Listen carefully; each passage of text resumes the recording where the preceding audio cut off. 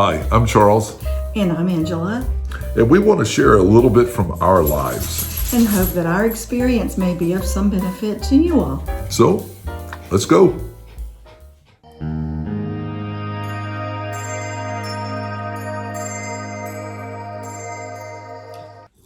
So, what is your favorite way to vacation? Now, we love to travel and we will go anywhere and do most anything.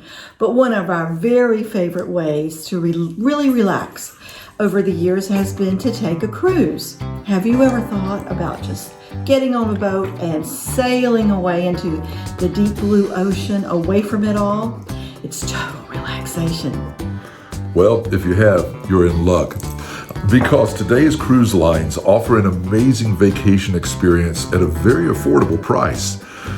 We've been avid cruisers for quite a few years now, and we find it to be one of the easiest, most relaxing vacations you can take. We just returned from our most recent cruise. It was an 8-day Caribbean cruise, and man, it was nice. If you would think you'd like to try cruising, stay tuned as we share what we have learned over the years of sailing the high seas.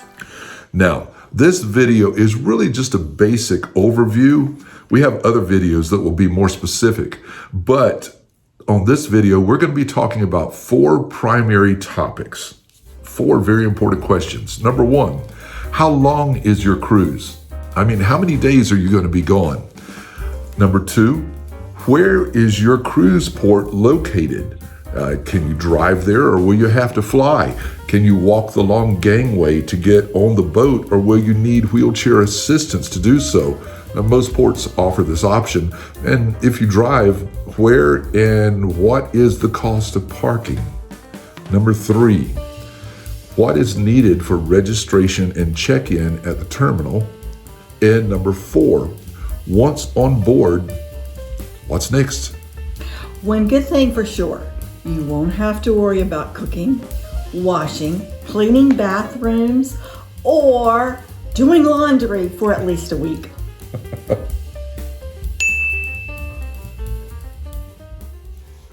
Our very first cruise did not give us an affinity for cruising. In fact, we didn't cruise for quite a while after our first attempt. And it was just because it was one of these fluky weather things. We went on a 3-day cruise just to the Bahamas from Port Canaveral. And we did it with my sister and her family and our family. And we thought we were going to have a wonderful time. And it started out great. But the second day, a weather front moved in and it was storming and the waves were choppy and the ship was rocking and rolling. Water was coming out of the pools onto the decks. They had to drain and shut all the pools down. And it was quite a mess. I got seasick. I didn't know about Bonine or Meclizine or anything to take before going on a cruise. So I spent the rest of the cruise in bed, asleep, because I took something, I think it was Dramamine, that made me so sleepy I couldn't hold my eyes open. So after that experience, I decided cruising just wasn't for me. But a friend told us later about a product named Bonine. We tried it, and about 5 years later, we tried cruising again and have been hooked ever since. Ever since. Yep. Now, your cruises typically take 3 to 7 days, something like that. And that 3 to 4 day cruise will cover a weekend. That's pretty general, cover a weekend. If it's a 5 to 7 day cruise, yeah, leave your dogs at home. 5 to 7 day cruise, it'll cover a week. But there are longer cruises that go 8 to 10 days, maybe 2 weeks or more, especially if they are what they call transatlantic or repositioning cruises. On this last cruise, one guy told us about a repositioning cruise where they were in Alaska and they repositioned the cruise ship to New York. So they had to sail down through the Panama Canal and come back up the other side of the United States. It was about a 2-week cruise. Yeah, but that one would be fun. When we lived in Orlando, we had no problem driving to a cruise port. There were like 5 within a relatively short driving distance from us. There was Jacksonville, Port Canaveral, Fort Lauderdale, Miami, and Tampa. So it was super easy. However, We have retired and moved. So access is not as easy as in the past. Like many of you, we have a cruise coming up where we're going to have to fly to the port. And that may affect how you pack. How many bags do you take? How much can each bag suitcase weigh? What has to be checked? What can be carried on? So consider the travel cost and baggage restrictions involved in reaching your cruise port. If you're driving, there are no restrictions because cruise ships do not impose restrictions on baggage that you can bring on board. The sky's the limit. But as you know, when you fly, it's a totally different matter.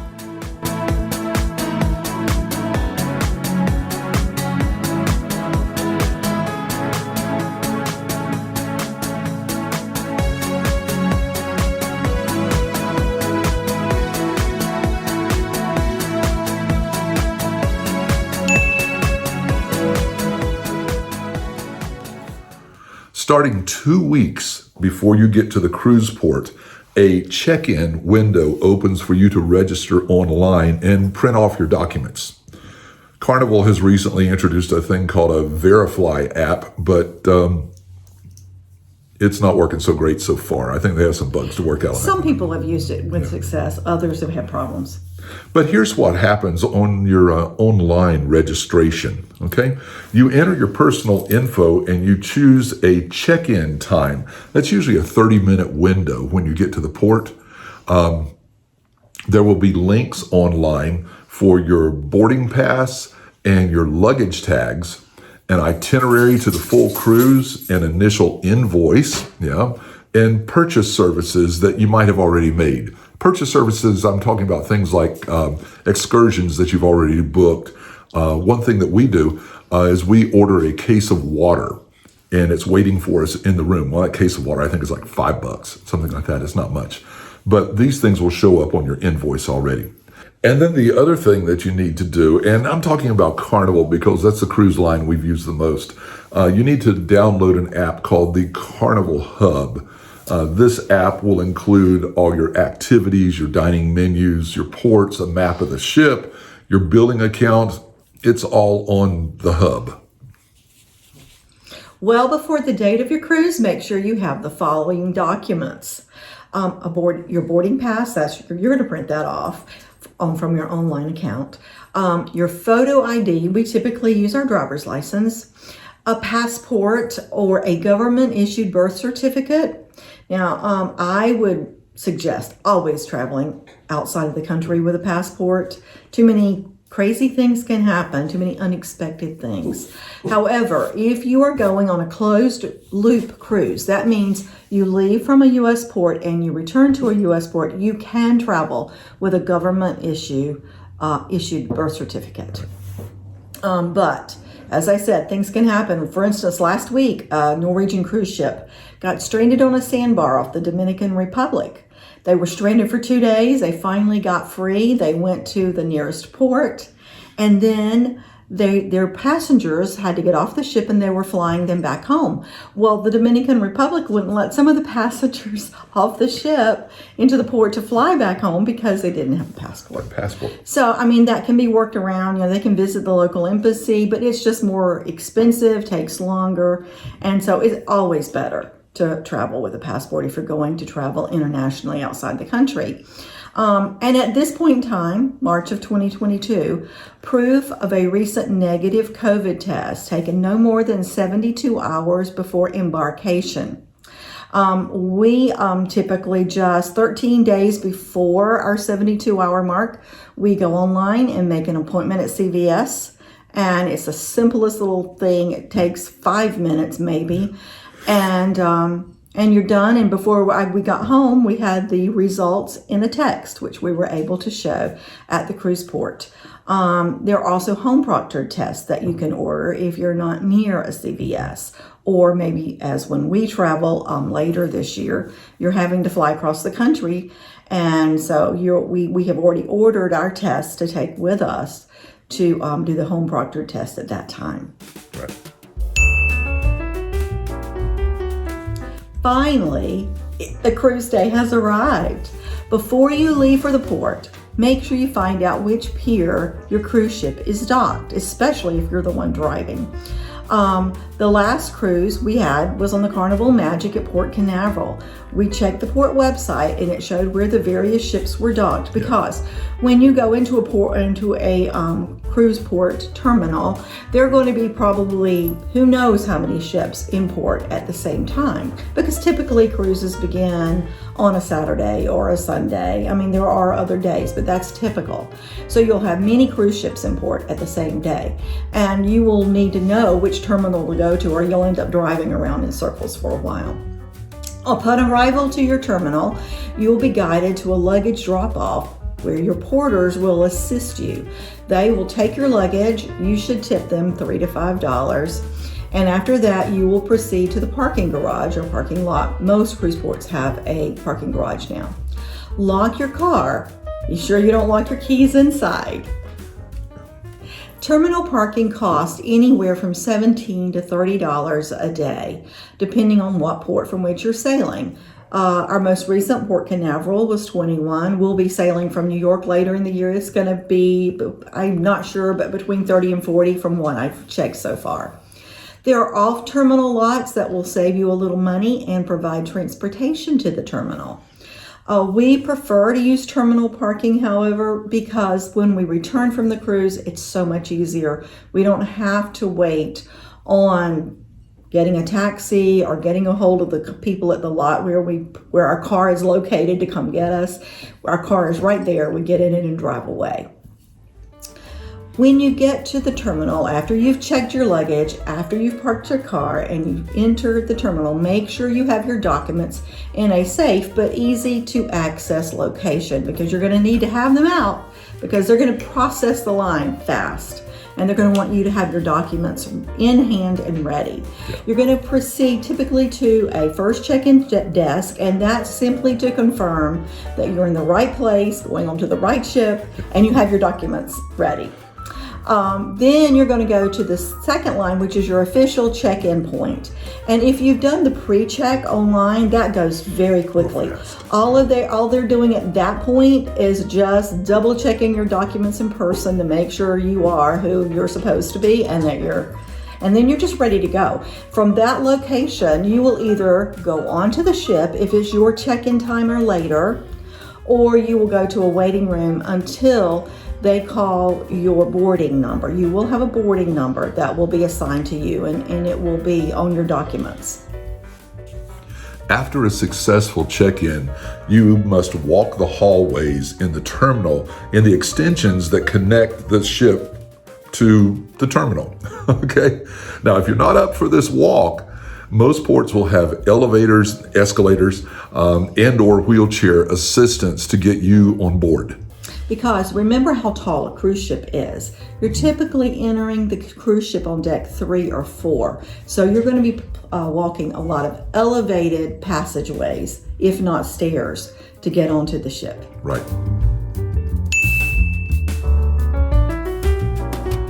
Now, once you're on the ship, the very first thing that you should do, please do this. Too many people don't do it, and it causes a lot of delay. Muster drill. Everybody has to do muster drill. It's government required. No one can get away without doing this. It used to be a big pain. You had a certain time, you had to line up on the outside decks, and you were packed tight. And they went through the whole process of how to put a life jacket on and off, and what to do if there was a problem where we had to abandon the ship.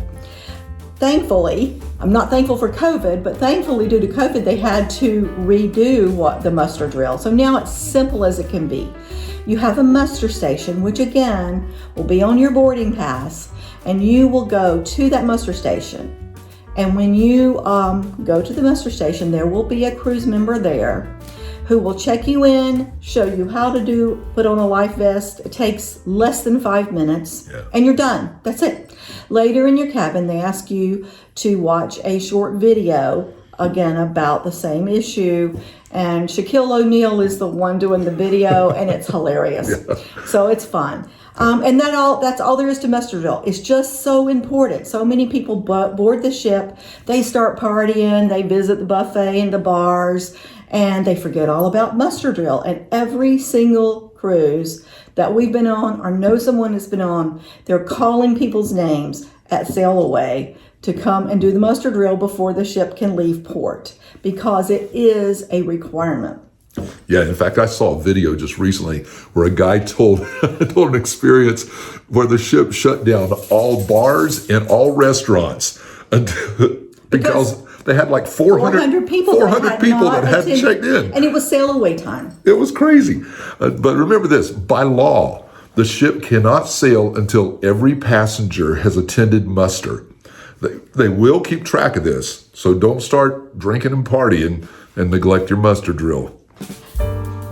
For us, we quickly follow our little muster drill, our trip to see how to put on a life vest, to a trip to Lido, or buy a trip to Lido. There are so many options for lunch on the day you sail away, but all of them are excellent. We typically try to find the one on sail away day that is the least busy. Unless we get on the ship really early, and then there's almost no one on this huge ship, so you have your choice. But you can check out all the eating places and decide where you want to have your very first lunch on ship. Yeah. One of the favorites is Guy's Burgers. Not for me. Okay, your cruise cabin will most often be ready by about 1:30 p.m., something like that. So you can enjoy the amenities of the ship between your boarding time and 1:30. At that time, you can place your carry-on baggage into your cabin. Checked baggage usually doesn't arrive until later that afternoon, maybe even early evening. Typically 3 p.m. is the deadline for boarding the ship. And remember, again, your muster drill must be completed before sail away. Sail away time is typically 4 to 5 p.m. It will be on your itinerary, so you'll know. And it's accompanied by a huge party on Lido. Now, Lido is the big, usually an upper deck of the ship. It could be on deck 9, 10, 11, or 12. You'll have to look at your ship's Depends on the ship. Deck plans for that. Depends on the ship, but it is so much fun. There's usually a great big screen there, and their pools and just lots of places to have fun. But there's a huge party there at Sail Away, and most people go up on deck and join in the Sail Away party and celebrate the beginning of the cruise. It's a really exciting time. After the party, most people will go to their cabin, unpack their luggage if it's arrived yet, and get ready for dinner. That's why we always make sure we're either wearing on board or pack a little something different for dinner. First night dinner on board is cruise casual. It doesn't have to be anything dressy or fancy. Each evening, you have the option of dining in the dining room, which will serve you the most formal dinners, although there are only 1 or 2 formal nights on most typical cruises where you have to dress formally, but it's still a nice sit-down dinner every night. Or the Lido buffet, where you can serve yourself a variety of delicious, all kinds of foods. And there are many specialty restaurants. Most of them will require advance reservations for dinner, and they also have a fee involved. However, at lunch, a lot of those same specialty restaurants will serve lunch for free and no reservations. So if you come to the end of the cruise and you're hungry, it's your fault. Yeah, for sure. Now, your cruise will consist of what they call sea days and port days. A 3 to 8 day cruise, you have usually at least 1 to 3 sea days and 2 to 4 port days. A sea day is simply a day when you're traveling in the open water to your next destination, and you will be on the ship all day. It's one of our favorite types of days. In fact, sometimes we take sea days when everybody else is in port because it maybe is a port we've been to a lot. Yeah. And we just enjoy having that big ship with just very few people on it. Modern cruise ships can have more than you can possibly do in one day. And yeah, you can eat, read, take a nap, have a third cup of coffee.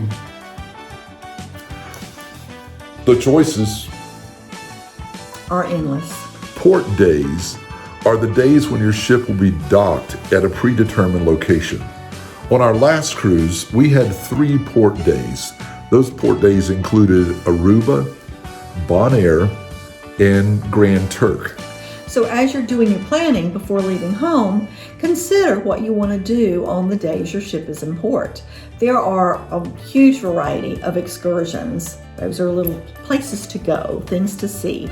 And they're always guided if you book them through the cruise ship, or sometimes you can go online if you're familiar with the port and you feel comfortable, especially after you've had some experience, and book your own private excursions in the different ports. But they allow you to do all kinds of things, from simply going to a beach and having a beautiful beach day, to going parasailing, to exploring another island, to going to diving, to snorkeling.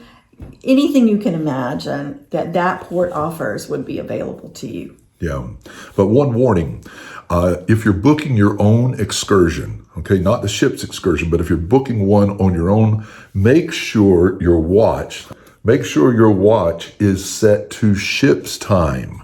You might be traveling through different time zones.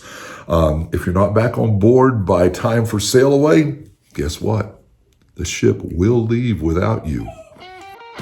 Yeah, there's kind of a fun thing that a lot of people on cruise ships learn to do, and that is watch for pier runners. Pier runners. And that is the people who have lost track of time and they're running to catch the ship before sail away. Don't be a pier runner. Watch for future videos. We're going to do a video about different excursions in various ports. The last day of the cruise, your luggage must be outside your cabin door by 11 p.m. Okay, that's your checked baggage. Be sure to keep your carry-on bag with toiletries, medicines, and clothes for the next day. You will be given a debarkation time and location for the next morning. Typically, you are required to be off the ship by 9 a.m. since COVID. We used to be able to stay on to 10:30, but not any longer. Yeah. Honestly, this is the worst day of the cruise. You have to go home and go back to work. Exactly.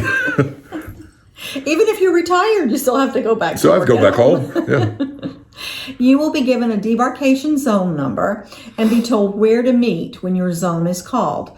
This number is also located on your luggage tags.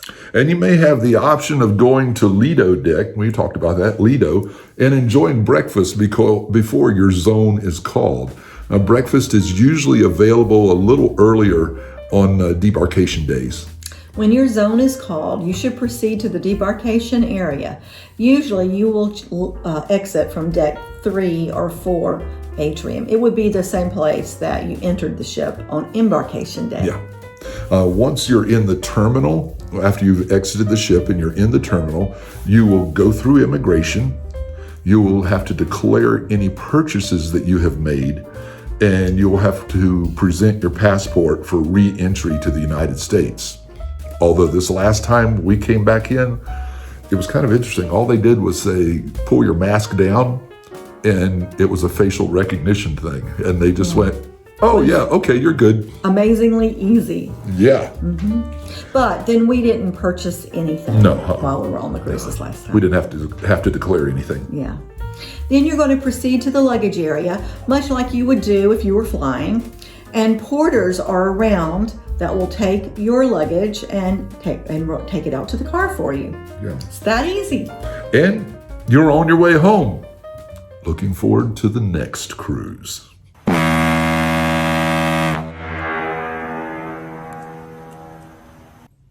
If you have questions about cruising, write them below in the comment section. We're going to have more videos coming on subjects like budgeting for a cruise, packing guidelines and what essentials you need to remember to take, sea day options and activities on board your cruise ship, the entertainment available on a cruise. It's great. That's one of our favorite parts. Port day plans and excursions, and food options on your cruise. That's one of my favorite parts. So thanks for joining us on our retirement journey. If you've enjoyed this video, I encourage you to click like, subscribe, and let's discover the possibilities that lie ahead for you.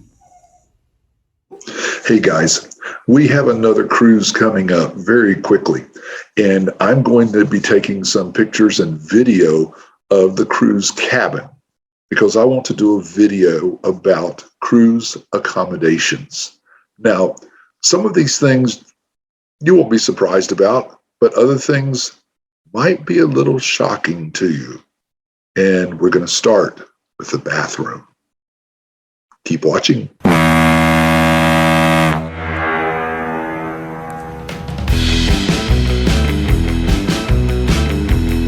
Hi. Wait. Your hair is a mess. Did you do What's anything? wrong with my hair? Just maybe it'll stay. Okay. It has to be. There is a black dog in the front yard. Black dog. A little black dog. But we're going to be talking about 4 very important questions. One of them is how to kill your dog. Sit with us this morning in this neighborhood. This is the craziest thing ever. I'm going to put this. I don't think it's straight. And we want to share a little bit from our lives.